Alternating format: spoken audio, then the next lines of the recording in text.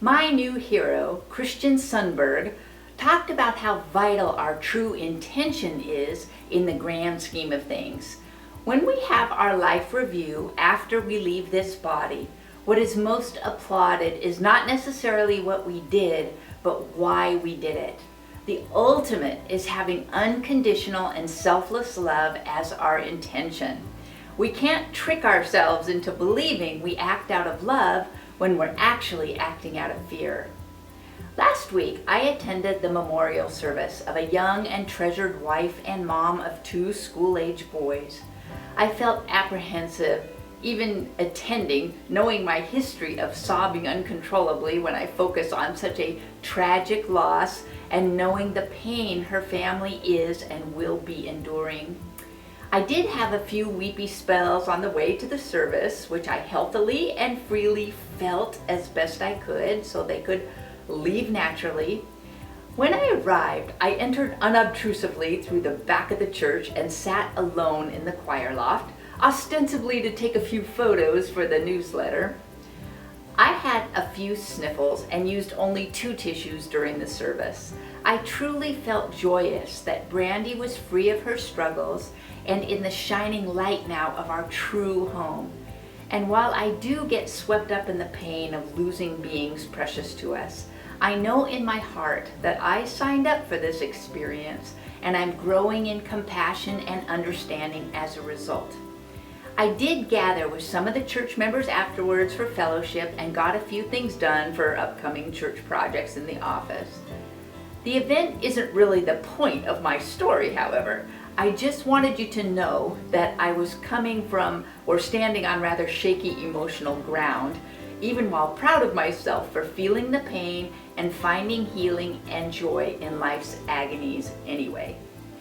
While driving to the service, our plumber called and reported that after 6 additional weeks of awaiting 2 parts to complete our new walk-in shower project, they had arrived at the plumbing supply place. Why Kathy at the plumbing supply place didn't call me, I don't know.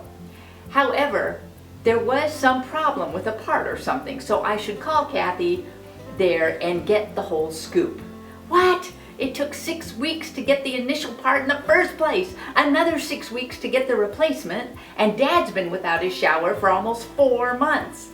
How can there still possibly be anything wrong?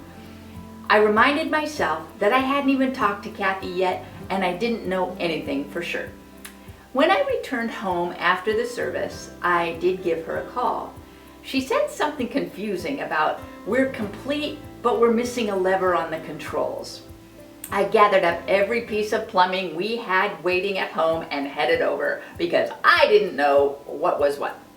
I'd just been listening to this intention piece on Audible, and I chose in my mind to act from an intention of love rather than fear.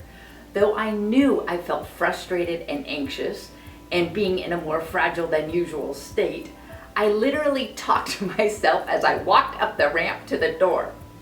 Will I feel good about putting a damper on Kathy's day if I get mad out of frustration? No. Will I feel good about myself if I lose it? No. So be kind. Act from love. We met and I spread out every part I had on the floor, and we went around in circles about what we had and what was needed. She called the plumber at one point and he was going to come by to look at something. I said, I am trying so hard not to get angry, but I really, really want to. We went around and around some more. Ultimately, I said something like, Kathy, I have had it. We've been without this shower for months, just waiting on these parts. How can we possibly not have what we need? She responded, you're not the only one frustrated here. There's been a pandemic and parts just aren't available. I apologized for getting upset, but the damage was done. Apparently, we did have everything we needed to finish the installation. We were missing a lever from the extra set of controls we had returned 6 weeks ago, though she never looked at that, I guess, when we changed the configuration of what we wanted. But my intention, which leads to action, I thought was coming from love. But of course, it was coming from fear. I wanted her to hurt just like I was, or better yet, instead of me. You can't fool your intention.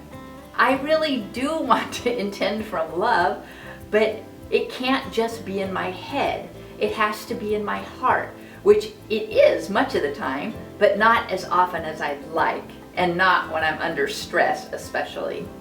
I did have an aha around my behavior though.